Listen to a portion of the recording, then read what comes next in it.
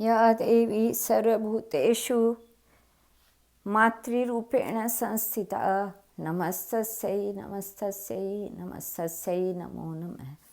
या देवी सर्वभूतेषु शांतिरूपेण संस्थिता नमस्तस्यै नमस्तस्यै नमस्तस्यै नमो नमः। सती शैव्या। सुख और संपत्ति में पति के अनुकूल रहकर उनकी सेवा करने वाली सती साध्वी स्त्रियां बहुत हो सकती हैं, किंतु दुख और विपत्ति में जिसका पति प्रेम कम नहीं होता, जो उस समय भी पति सेवा का अधिक अवसर मिलने के कारण संतोष का ही अनुभव करती हैं, पति के कष्ट में हाथ बटाती है, सांत्वनापूर्व मधुर वचनों से पति को धैर्य बंधाती है और उनकी पीड़ा कम करती है, ऐसी पतिव्रता देवियाँ विरले भाग्यवानों के घर की शोभा बढ़ाती है। शैव्या ऐसी ही प्रातःस्मरणीय देवियों में एक थी। वह महाराज हरिश्चंद्र की पत्नी और कुमार रोहितश्व की माता थी। उसका नाम तारा था, परंतु शिवी देश अथवा शिवी नरेश की कन्या होने से इन्हें लोग शैव्या ही कहते थे। शैव्या आदर्श सती थी। पति की आत्मा के साथ उसकी आत्मा मिली हुई थी। वे दोनों दंपति एक प्राण दो देह थे। पति का ही सुख शैव्या का सुख था और उन्हीं का दुख उनके लिए दुख था। उसने अपना अस्तित्व पति में ही विलीन कर दिया था। एक दिन महाराज हरिश्चंद्र जब महल में आए तो कुछ उदासीन थे। महारानी शैव्या ने उनके उस भाव को लक्ष्य किया। वे सोचने लगी, महाराज के मुख पर आज चिंता का भाव क्यों प्रकट होता है? ये नित्य की भांति आज प्रसन्न क्यों नहीं दिखलाई देते? इनके नेत्रों से सदा की भांति स्नेह की वर्षा क्यों नहीं होती? अवश्य ही इनके मन में कोई कष्ट है। इस विचार से पति प्राणा शैव्या के हृदय में बड़ी व्यथा हुई। उन्होंने उदासीनता का कारण पूछा। तब महाराज हरिश्चंद्र ने कहा, प्रिय, भगवान की दया से मेरे द्वारा कोई ऐसा कार्य नहीं हुआ जिसे अनुचित कहा जा सके। मैंने वन में मुनिवर विश्वामित्र को उनके मांगने पर अपना सारा राजपाट दान कर दिया है। अब मैं राजा नहीं, अकिंचन हूँ। मुझे अपने लिए चिंता नहीं है, किंतु इस दशा में तुमको और रोहितश्व को जो कष्ट होगा वह मुझसे कैसे देखा जाएगा, यही सोचकर मन में कुछ व्यग्रता सी हो रही है। शैव्या ने कहा, महाराज, यदि यही बात है तब तो उल्टे प्रसन्न होना चाहिए। यह राज्य तो धन कितने दिन रहने वाला है, आज है कल नहीं है। यह शरीर जिसे हम इतनी सावधानी से रखते हैं, यह भी तो सदा नहीं रहता। संसार में धर्म ही नित्य एवं परलोक में सुख देने वाला माना गया है। यदि इस नश्वर धन से क्षण भंगुर शरीर से नित्य धर्म का पालन हो सके, प्राण देकर भी धर्म की रक्षा की जा सके, तो वही उत्तम है। इसी में जन्म और जीवन की सफलता है। राज्य के प्रपंच में पढ़कर मनुष्य भगवान को भूल जाता है। अब निश्चिंत होकर हम भगवान का भजन कर सकेंगे। जिसके लिए यह शरीर मिला है, उस उद्देश्य की वास्तविक सिद्धि होगी। इस राजकाज में फंसकर आप मुझसे दूर रहते थे।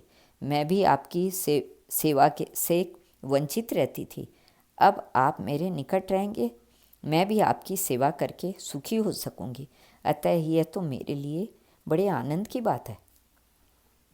राज और धन का इससे सुंदर उपयोग और क्या हो सकता है? पति का अखंड प्रेम और उसकी सेवा का सतत सौभाग्य, यही पत्नी के लिए सबसे बड़ा सुख है। इसके बिना तीनों लोकों का राज्य पाकर भी साध्वी स्त्री संतुष्ट नहीं हो सकती। शैव्या की बात सुनकर हरिश्चंद्र की सारी चिंता मिट गई। वे मन ही मन पत्नी के सद्गुणों और सद्विचारों की प्रशंसा करने लगे। रात बीती। दूसरे दिन सवेरे ही विश्वामित्र आदम के और बोले, यदि तुमने यह सारा राज्य मुझे दे दिया तो जहाँ जहाँ मेरा प्रभुत्व हो वहाँ से तुम्हें निकल जाना चाहिए। बहुमूल्य वस्त्र और आभूषण सब यहीं छोड़कर जाना चाहिए। वलकल का वस्त्र पहनो और स्त्रियों पुत्र को साथ लेकर जल्दी जाओ। बहुत अच्छा, जैसी महाराज की आज्ञा। यूँ कहकर हरिश्चंद्र वहाँ से चल दिए। उन्हें जाते देख रानी शैव्या और रोहितेश्वर भी पीछे हो लिए। जब विश्वामित्र ने हरिश्चंद्र को रोककर कहा, मुझे राजसूय की दक्षिणा दिए बिना कहाँ जाते हो?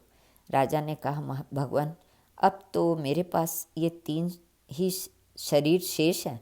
मुझे 1 मास का समय दीजिए। मुनि, देखो 30वें दिन दक्षिणा न दोगे, मुझे 1 मास का समय दीजिए मुनि। देखो 30वें दिन दक्षिणा न दोगे तो मैं श्राप दे दूंगा, कहकर चले गए। राजा हरिश्चंद्र एक दिन और असहाय की भांति पैदल चले जा रहे थे। रानी शैव्या चलने का अभ्यास न होने से यूं ही थकी रहती थी। उस पर बालक रोहिश्व उसकी गोद से उतरता ही नहीं था, जिसे सैकड़ों दास दासियों के हाथों हाथ लिए रहती थी। वही सुकुमार बालक अभी कभी पैदल कभी माता पिता की गोद से बैठकर चल रहा था। चलते चलते कई दिनों बाद वे काशी के समीप पहुँचे। राजा ने सोचा, काशी भगवान विश्वनाथ की पावनपुरी है, इस पर केवल भगवान शिव का ही अधिकार है, अतः यह मेरे राज्य से बाहर है। ऐसा निश्चय करके उन्होंने स्त्री और पुत्र सहित काशी में प्रवेश किया। पुरी में पहुँचते ही मुनिवर विश्वामित्र सामने खड़े दिखलाई दिए। राजा ने हाथ जोड़कर विनीत भाव से कहा, मुने, मेरे प्राण स्त्री पुत्र सब आपकी सेवा में प्रस्तुत हैं। कहिए, हम लोग आपकी क्या सेवा करें? विश्वामित्र ने कहा, राजन, आज 1 मास पूरा हो रहा है, मुझे राजसूय दक्षिणा चुका दीजिए। हरिश्चंद्र ने कहा, भगवान, अभी आधा दिन शेष है, इतने समय तक और प्रतीक्षा कीजिए, अब अधिक विलम्ब न होगा। विश्वामित्र शाप की धमकी देकर चले गए। राजा रानी पैदल चलने से तो थके ही थे, ऊपर से उपवास का कष्ट और भी पीड़ा दे रहा था। बालक रोहिश्वर तो भूख से कराह रहा था। दक्षिण क्षत्रिय होने से वे भीख तो लेते नहीं थे। पास में पैसा था नहीं और कोई काम काज भी अभी शुरू ही नहीं किया गया था। फिर भोजन का प्रबंध कैसे होता? उसके धैर्य की बड़ी कठोर अग्नि परीक्षा चल रही थी। बालक की छटपटाहट देखकर उनका हृदय विदीर्ण हो रहा था। उसने भी बढ़कर चिंता की बात थी कि संध्या के पहले ही भारी धन का प्रबंध करना। राजा सोचने लगे, स्वीकार की हुई दक्षिणा मैं किस प्रकार दूं? अपने प्राण त्याग दूं? तब भी तो ब्राह्मण के धन का अपहरण करने के कारण मैं पापात्मा समझा जाऊंगा, अथवा अपने को बेचकर यह दक्षिणा चुका दूं, बस यही ठीक है। राजा की चिंता का कारण शैव्या से छिपा नहीं था। उसके नेत्रों से आंसू बहते हुए गदगद वाणी से कहा, महाराज, चिंता छोड़िए और अपने सत्य का पालन कीजिए। जो मनुष्य सत्य से विचलित होता है वह शमशान की भांति त्याग देने योग्य है।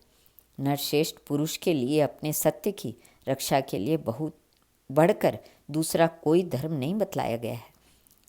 जिसका वचन निरर्थक हो जाता है, उसके अग्निहोत्र, स्वाध्याय तथा दान आदि संपूर्ण कर्म निष्फल हो जाते हैं। धर्मशास्त्रों में बुद्धिमान पुरुषों ने सत्य को ही संसार सागर से ताड़ने के लिए सर्वोत्तम साधन बताया है। इसी प्रकार जिनका मन अपने वश में नहीं है, ऐसे पुरुषों को पतन के गर्त में गिराने के लिए असत्य को ही प्रधान कारण बताया गया है। महाराज, मुझसे पुत्र का जन्म हो चुका है। इतना कहकर रानी शैव्या फूट फूट कर रोने लगी। राजा हरिश्चंद्र बोले, कल्याणी, संताप छोड़ो और जो कुछ कहना चाहती थी उसे स्पष्ट कहो। शैव्या ने कहा, महाराज, मुझसे पुत्र का जन्म हो चुका है। श्रेष्ठ पुरुष स्त्री संग्रह का फल पुत्र ही बतलाते हैं। वह फल आपको मिल गया है, अतः मुझको बेचकर ब्राह्मण की दक्षिणा चुका दीजिए। रानी की यह बात सुनकर हरिश्चंद्र को बड़ा दुख हुआ और वे जमीन पर मूर्छित होकर गिर पड़े। महाराज हरिश्चंद्र को पृथ्वी पर पड़ा देख रानी शैव्या को बड़ा दुख हुआ। वह भी मूर्छित होकर वहीं गिर पड़ी। बालक रोहित क्षुधा से अत्यंत पीड़ित था। उसने माता पिता की ऐसी अवस्था देखी तो दुखित हो उन्हें पुकार कर जगाना आरंभ किया। पिताजी पिताजी उठिए, मुझे भोजन दीजिए। माँ मुझे खाने को दो, बहुत भूख लगी है माँ, मेरी जीभ सूखी जाती है। इसी समय महर्षि विश्वामित्र आ पहुँचे। राजा अचेत होकर ज्यों ही उठे, मुनि पर दृष्टि पड़ते ही पुनः मूर्छित हो गए। मुनि ने कमंडलू का जल छिड़ककर उन्हें जगाया और इस प्रकार कहा, राजन उठो और दक्षिणा देकर अपने सत्य की रक्षा करो। यदि सूर्यास्त होने तक तुम मुझे दक्षिणा न दोगे तो भयंकर श्राप दे दूंगा। यूँ कहकर वे चले गए। राजा हरिश्चंद्र उनके भय से व्याकुल हो उठे। उनकी दशा नृत्य धनी से पंडित एक कंगाल की सी हो रही थी। उस समय रानी शव्या ने पुनः कहा, महाराज मैंने जो प्रार्थना की है वही कीजिए, अन्यथा आपको श्राप की अग्नि से दग्ध होने का प्राण त्यागना पड़ेगा। आप धूत मदिरा राज्य अथवा भोगने के लिए तो मुझे बेचते नहीं हैं। इन दुर्गुणों से तो आप कोसों दूर है। गुरु को दक्षिणा चुकानी है इसलिए बेच रहे हैं, अतः इसमें दुख की क्या बात है। मुझे बेचकर अपने सत्य की रक्षा कीजिए। जब पत्नी ने बारंबार आग्रह किया तो राजा बोले, कल्याणी मैं बड़ा निर्दयी हूँ, लो अब बेचने चलता हूँ। क्रूर से क्रूर मनुष्य भी जो कार्य नहीं कर सकते वही आज मैं करूँगा। पत्नी से यूँ कहकर राजा नगर में गए और नेत्रों से आंसू बहाते हुए गदगद कंठ से बोले, ओ नागरिकों मेरी बात सुनो। क्या पूछ रहे हो मैं कौन हूँ? लो मेरा परिचय भी सुन लो। मैं क्रूर हूँ, मैं मनुष्यता से रहित हूँ, मैं राक्षस से भी कठोर हूँ, क्योंकि अपनी प्राणों से प्यारी पत्नी को बेचने के लिए ले आया हूँ। यदि आप में से किसी महानुभाव को दासी की आवश्यकता हो तो शीघ्र बोलें। इस असहाय दुख में भी जब तक मैं जीवन का धारण किए हुए हूँ तभी तक बात कर लें। यह सुनकर एक बूढ़ा ब्राह्मण सामने आया। उसने कहा, दासी को मेरे हवाले करो। मैंने इसे धन देकर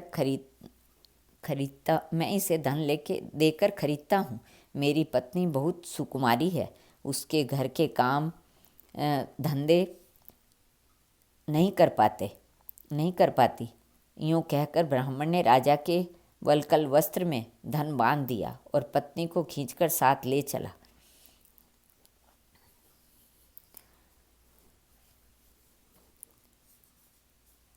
माता को इस दशा में देखकर बालक रोहितश्व रो उठा और हाथ से उसका वस्त्र पकड़कर अपनी ओर खींचने लगा। उस समय रानी ने कहा, बेटा आओ जी भरकर देख लो, तुम्हारी माता अब दासी हो गई। तुम राजपुत्र हो, मेरा स्पर्श न करो, अब मैं तुम्हारे स्पर्श करने योग्य न रही। इतने में ब्राह्मण शव्या को घसीट ले चला। यह देखकर रोहितश्व माँ माँ कहकर रोता हुआ दौड़ा।